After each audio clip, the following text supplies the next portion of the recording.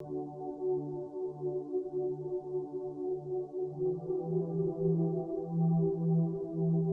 गांव में बेला और शंतुला नाम के नाग नागिन रहते थे। वो दोनों एक दूसरे से बहुत प्यार करते थे और एक दूसरे से शादी भी करना चाहते थे। लेकिन शंतुला एक काला नाग था, इसीलिए बेला के माता पिता को शंतुला पसंद नहीं था।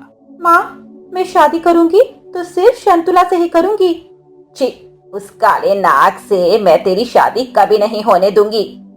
देख बेला, मैं तेरी शादी उस काले नाग से कभी नहीं होने दूंगा। वो काला नाग कभी मेरा दामाद नहीं बन सकता। बेला रोते हुए जंगल की तरफ चली जाती है। वहाँ उसे शंतुला मिलता है। मेरे माता पिता कभी हमारी शादी नहीं होने देंगे।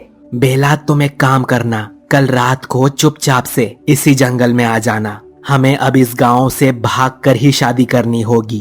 ठीक है, मैं कल इसी जंगल में आ जाऊंगी। अगले दिन बेला शाम से ही तैयार होकर बैठ जाती है। बेला, इतना सज सवर के क्यों बैठी है? कुछ ही देर में रात हो जाती है और बेला चुपचाप अपने घर से भागकर उसी जंगल में चली जाती है। वहाँ उसे शंतुला मिलता है और दोनों उस गांव को छोड़कर हमेशा के लिए चले जाते हैं। वो दोनों गांव से दूर एक शिवजी के मंदिर में ही शादी करते हैं और शिवजी के मंदिर में ही रहने लगते हैं। वो दोनों नाग नागिन हमेशा शिवजी की भक्ति में लगे रहते और भगवान शिव भी उनकी इस निष्काम भक्ति से बहुत प्रसन्न थे। फिर एक दिन बेला गर्भवती हुई और उसने एक सुंदर सी नागिन को जन्म दिया। देखिए, हमारी बच्ची कितनी सुंदर है। हाँ बेला, हमारी बेटी सच में बहुत सुंदर है। ये बिल्कुल तुम पर गई है। 5 साल बाद अब 5 साल बीत चुके थे और शंतुला की बेटी मोहिनी भी बड़ी हो गई थी। बेटी, तुम कहाँ जा रही हो? माँ, मैं खेलने जा रही हूँ। लेकिन पहले दूध तो पीती जाओ। नहीं, बाद में पी लूंगी। मेरी सारी सहेलियाँ मेरा इंतजार कर रही हैं। मोहिनी बिना दूध पिए ही खेलने चली जाती है। तभी एक सपेरा मंदिर में घुस आता है और बेला और शंतुला को पकड़ लेता है। मंदिर का पुजारी उस सपेरे को रोकता है, लेकिन वो उसे धक्का देकर वहाँ से भाग जाता है। कुछ देर बाद मोहिनी वापस आती है तो देखती है कि उसके माता पिता मंदिर में नहीं है और पुजारी जी भी मंदिर में बेहोश पड़े हैं। वो पंडित जी के मुंह पर पानी के छींटे डालती है। उठिए पंडित जी, उठिए। कुछ देर बाद पंडित जी को होश आ जाता है। बेटा मोहिनी, वो दुष्ट सपेरे तेरे माता पिता को लेकर चले गए हैं। पर कहाँ पंडित जी, और क्यों? बेटा, सपेरों का तो काम ही यही होता है। तू जाकर देख, वो अभी ज्यादा दूर नहीं गया होगा। मोहिनी जल्दी से बाहर जाती है, तब तक वो सपेरा वहाँ से भाग गया था। मोहिनी रोने लगती है। मोहिनी रोते रोते वापस मंदिर आ रही थी। तभी उसे एक बूढ़े नाग नागिन मिलते हैं। बेटा, तुम रो क्यों रही हो? मोहिनी उन दोनों को सारी बात बता देती है। बूढ़े नाग नागिन चारों तरफ उस सपेरे को देखते हैं, लेकिन उन्हें वो सपेरा कहीं नहीं दिखता। वो दोनों बूढ़े नाग नागिन मोहिनी को अपने घर ले जाते हैं। बेटा, अब से तुम्हारा घर यही है। तुम अब से यहीं रहोगी। आज से मैं तुम्हें पालूंगी। कुछ देर बाद रात हो जाती है और तीनों सो जाते हैं। तभी मोहिनी को सपने में भगवान शिव दिखाई देते हैं और कहते हैं, बेटा मोहिनी, उस सपेरे ने तुम्हारे माता पिता को गांव से दूर एक तालाब के पास एक घर में कैद कर रखा है। जाकर अपने माता पिता को बचाओ। तभी मोहिनी की आंख खुलती है और वो दोनों बूढ़े नाग नागिन को सारी बात बताती हैं। वो तीनों तभी उस तालाब के पास वाले घर में जाते हैं। वो सपेरा वहीं पर सो रहा था। वो तीनों जाकर उस सपेरे को डस लेते हैं और सपेरे की वहीं पर मृत्यु हो जाती है और वो तीनों मोहिनी के माता पिता को आजाद करती हैं। जैसे ही बेला उन दोनों बूढ़े नाग नागिन को देखती है तो रोने लगती है। वो और कोई नहीं, बेला के माता पिता थे। बेला अपनी माँ के गले लगती है। माँ, आप इन दोनों को कैसे जानती हैं? बेटा, ये तुम्हारे नाना नानी हैं। सच? क्या ये मेरे नाना नानी हैं? हाँ बेटा, ये तेरे नाना नानी ही हैं। माँ, मुझे माफ कर दो। मुझे उस दिन आपको बिना बताए घर से नहीं भागना चाहिए था। मेरे जाने के बाद आपको कितनी परेशानी हुई होगी। बेटा, गलती सिर्फ तेरी ही नहीं थी, हमारी भी थी। अगर हम दोनों शादी के लिए मान जाते तो तुझे ऐसा कदम ना उठाना पड़ता। उसके बाद मोहिनी और उसके माता पिता और नाना नानी उसी मंदिर में रहने लगे और भगवान शिव की भक्ति करते रहे। एक गांव में पवन सिंह अपनी पत्नी कल्पना और बेटे आनंद के साथ रहता था। इस बार गांव में सूखा पड़ गया था, जिससे पवन सिंह की फसल खराब हो गई। खेतों को देखकर वो घर जा रहा था। तभी तेज गर्मी की वजह से वो एक पेड़ के नीचे बैठ गया। हे भगवान, इतनी गर्मी, ऊपर से सारी फसल खराब हो गई। अब क्या करूं, कुछ समझ नहीं आ रहा। घर में खाने को दाना नहीं है। मैं अपनी पत्नी और बेटे को मरता हुआ नहीं देख सकता। इससे अच्छा है मैं अपने प्राण त्याग दूं। तभी वहां एक साधु बाबा आ जाते हैं और उसी पेड़ की छाया में बैठ जाते हैं। बच्चा, बाबा को भूख लगी है, कुछ दान दे दे। अरे बाबा, यहां तो भूखे मरने की नौबत आ गई है और तुम्हें दान की पड़ी है। मेरी पत्नी और बेटा मरने जैसी हालत में है। यही सोचकर मैं मरने की तरकीब सोच रहा था। ऐसी बात है, चल मैं तेरे घर में देखता हूं, तू सच बोल रहा है या झूठ। पवन साधु बाबा को घर ले आता है। घर आते ही पवन देखता है कि उसकी पत्नी और बेटा बैठकर खीर खा रहे थे। तू मुझे दान देने से बचने के लिए झूठ बोल रहा था। नहीं बाबा, सच में हमारे घर में कुछ नहीं है। कल्पना, ये खीर कहां से आई? एक लड़का आया था, कह रहा था आपके पति ने मंदिर के प्रसाद में से खीर भिजवाई है। लेकिन बाबा, मैंने तो कोई खीर नहीं भिजवाई है। भगवान, ये क्या चमत्कार है। चल बच्चा, अब हमें भी भूख लगी है, हमें भोजन करा। पवन बाबा को भोजन करने के लिए बैठा देता है और खुद झोला लेकर चल देता है।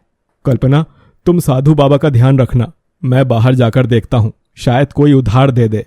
पवन के जाने के कुछ देर बाद, बेटी, तुम्हारे घर में सच में कुछ नहीं है?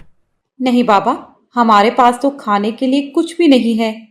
देख, अंदर रसोई में जाकर देख। कल्पना रसोई में जाकर देखती है तो वहां एक थाली में सारे पकवान बने रखे थे। बाबा, ये थाली ना जाने कहां से आई? तू तो कह रही थी कुछ नहीं है। साधु बाबा भोजन करके बहुत प्रसन्न हो जाते हैं। बेटी, अब हम सोना चाहते हैं। कल्पना बाबा का बिस्तर लगा देती है। यहां तो बहुत गर्मी है। बाबा, हम तो ऐसे ही गुजारा करते हैं। बाबा सो जाते हैं। उनके आंखें बंद करते ही पूरी झोपड़ी में बहुत ठंडक हो जाती है। ये देखकर कल्पना को बहुत आश्चर्य होता है। कल्पना और आनंद भी वहीं पास में सो जाते हैं। कुछ देर बाद पवन सिंह घर आता है। कल्पना, ये देख, कुछ खाने का सामान मिला है, तू इसे पका दे।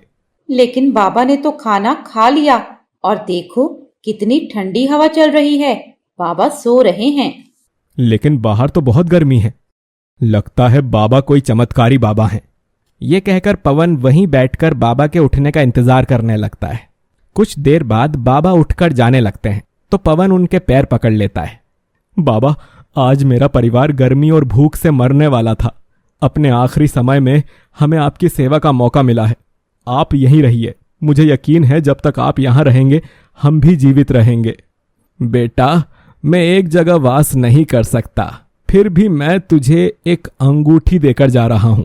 इस अंगूठी को पूजा के स्थान पर रखकर ओम नमः शिवाय का जाप कर। भगवान तेरा भला करेंगे। मैं कुछ दिन बाद आऊंगा। पवन ने ऐसा ही किया। अंगूठी की पूजा करने और ओम नमः शिवाय का पाठ करने से उसके सारे काम बनने लगे। अगले दिन ही बारिश शुरू हो गई। उसके खेतों में पानी पहुंच गया। कुछ ही दिनों में उसकी अच्छी फसल तैयार हुई। वो मेहनत करके आगे बढ़ता गया। इसी तरह उसकी झोपड़ी की जगह बहुत बड़ा मकान बन गया। उसके पास कई खेत हो गए। अब नौकर उसके खेतों में काम करते थे। एक दिन वही साधु बाबा वापस आ गए। पवन सिंह ने उनका बहुत आदर सत्कार किया। बेटा, तेरे तो दिन बदल गए। ला, मेरी अंगूठी वापस कर दे। बाबा, मेरी सारी दौलत ले लो, लेकिन वो अंगूठी वापस मत मांगो। उसी वजह से यह सब हुआ है। नहीं, वो तो तुझे देनी पड़ेगी। पवन ने साधु बाबा को अंगूठी दे दी। बाबा, अब हमारा क्या होगा? क्या हम पहले की तरह गरीब हो जाएंगे? बेटा, ये तो साधारण अंगूठी है। असली शक्ति तो ओम नमः शिवाय में है। उसी के जाप से तेरे भाग्य जागे हैं। भगवान भोलेनाथ का ध्यान कर। उसके बाद पवन सिंह भगवान की भक्ति करने लगा। मोहनपुर गांव में शिवम नाम का एक चौकीदार था। वो रात भर गांव की गलियों में घूमता और आवाज लगाता था। इसके चलते गांव वाले चैन की नींद सोते थे। वो रात को अपना खाना लेकर निकलता और वो शिवजी के मंदिर जाता था। रात के समय जब पुजारी जी मंदिर बंद करते तब वो अपने काम पर निकल जाता था। एक दिन पुजारी बाबा ने उससे पूछा, शिवम, ये सभी गांव वाले सुबह मंदिर आते हैं और तू रात को मंदिर आता है, उसके बाद मंदिर बंद होने तक बैठा रहता है। पंडित जी, जब तक मैं भगवान के दर्शन नहीं कर लेता मैं अपने काम पर नहीं जा सकता। दूसरा, जब तक भगवान बैठे रहते हैं मुझे गांव की चिंता नहीं है। जब ये सो जाते हैं तब मैं गांव की रखवाली करने निकलता हूं। तुझे इतना विश्वास है शिव जी पर? हाँ पंडित जी, मेरा विश्वास अटूट है। इसी तरह समय बीत रहा था। एक दिन मंदिर में एक सेठ जी आए और पुजारी जी से बोले, पंडित जी, मेरे यहाँ कोई संतान नहीं है। मैं भगवान भोलेनाथ की पूजा करना चाहता हूँ। पंडित जी सेठ जी की पूजा करवा देते हैं। भगवान ने चाहा तो तुम्हें अवश्य संतान की प्राप्ति होगी, लेकिन उसे लेकर मंदिर में दर्शन करने अवश्य आना। 1 साल बाद सेठ जी के घर बेटा होता है। वो अपनी पत्नी और बच्चे के साथ मंदिर पहुंचते हैं। पंडित जी, भोले बाबा ने मेरी पुकार सुन ली। ये सुनकर पंडित जी बहुत खुश होते हैं और उसके बाद सेठ जी कहते हैं, पंडित जी, मैं इस शिवलिंग की जगह सोने का शिवलिंग स्थापित करना चाहता हूँ। ये आप क्या कह रहे हो सेठ जी? ये शिवलिंग बहुत पुराना है, हम इसे हटा नहीं सकते। और अगर आपने सोने का शिवलिंग स्थापित कर दिया तो इस खबर के फैलते ही शिवलिंग चोरी होने का खतरा बढ़ जाएगा। लेकिन पंडित जी, मैंने फैसला ले लिया है, आप कोई उपाय बताइए। ठीक है, मैं गांव वालों से सलाह करके आपको बताऊंगा। आप 2 दिन बाद आइए। रात को पंडित जी शिवम से बात करते हैं। पंडित जी, आप चिंता मत करिए, भोलेनाथ पूरे संसार की रक्षा करते हैं। क्या अपने शिवलिंग की रक्षा नहीं कर पाएंगे? आप एक काम कीजिए, सेठ जी से कहिए कि इस शिवलिंग को ही सोने से मढ़वा दीजिए। इससे ये शिवलिंग सोने का दिखने लगेगा और इसे हटाना भी नहीं पड़ेगा। लेकिन चोरों की नजरों में तो ये सोने का शिवलिंग होगा, उन्हें थोड़ी पता होगा कि ये पत्थर का है। आप उसकी चिंता मत कीजिए, सब भोलेनाथ पर छोड़ दीजिए। पंडित जी अगले दिन सेठ जी को सब बता देते हैं। सेठ जी शिवलिंग पर सोना लगाने का काम शुरू करवा देते हैं। 1 महीने में शिवलिंग सोने का दिखने लगता है। एक दिन पंडित जी शिवम को बुलाते हैं। शिवम, तुम्हारी बात मानकर मैंने सेठ जी से शिवलिंग पर सोना तो मढ़वा दिया, लेकिन रात में इसकी रखवाली तुम्हारे जिम्मे है। पंडित जी, वैसे तो मेरे रहते पूरे गांव में चोरी नहीं हो सकती, लेकिन फिर भी मैं मंदिर का विशेष ध्यान रखूंगा, आप चिंता ना करें। एक दिन रात को शिवम मंदिर के पास से गुजर रहा था तो उसने देखा मंदिर के द्वार खुले हैं और एक आदमी शिवलिंग के पास कंबल ओढ़कर बैठा है। शिवम उसके पास पहुंचा। तू कौन है और तूने मंदिर का द्वार कैसे खोला? चोर है क्या तू? नहीं, मैं चोर नहीं हूं, मैं केवल ये सोना हटाना चाहता हूं। तुम इस सोने को ले जाओ। क्या मतलब? इस सोने को क्यों हटा रहे हो? ये सोना तुम्हारे कारण लगा है, इसीलिए मैं चाहता हूं कि ये सोना तुम ही ले जाओ। आप कौन हैं और ऐसा क्यों बोल रहे हैं? तभी वो आदमी भगवान शिव के रूप में प्रकट हो जाते हैं। मेरे और मेरे भक्तों के बीच में ये सोने की दीवार खड़ी कर दी है। मेरे भक्त जो भी श्रद्धा से अर्पण करते थे वे इस सोने पर ही रह जाता है, मुझ तक नहीं पहुंच पाता और ना मेरे भक्त मेरे दर्शन कर पा रहे हैं। शिवम ये सुनकर भगवान के पैरों पर गिर जाता है। प्रभु, मुझे माफ कर दीजिए, मैं अज्ञानी समझ नहीं पाया कि आप तक जल भी नहीं चढ़ पा रहा है। मैं अभी इस सोने को हटा देता हूं। यह कहकर शिवम उस सोने को हटा देता है। भगवान शिव उसे आशीर्वाद देकर अंतर्ध्यान हो जाते हैं। सुबह जब मंदिर खुलता है तो पंडित जी ये सब देखकर शिवम से पूछते हैं। शिवम उन्हें सारी बात बता देता है। पंडित जी उसी समय सेठ जी को बुलाते हैं। भगवान, मुझे माफ कर दीजिए, मुझसे बहुत बड़ी भूल हो गई। अपनी जिद के कारण मैंने आपकी पूजा में बाधा डाली। उस दिन से मंदिर में पहले की तरह पूजा होने लगी। सेठ जी ने वो सोना गरीबों में दान कर दिया। मित्रों, आपको ये कहानी कैसी लगी हमें कमेंट बॉक्स में बताएं। साथ ही ऐसी नई नई कहानियों के लिए हमारे चैनल वैदिक मंथन को सब्सक्राइब करें।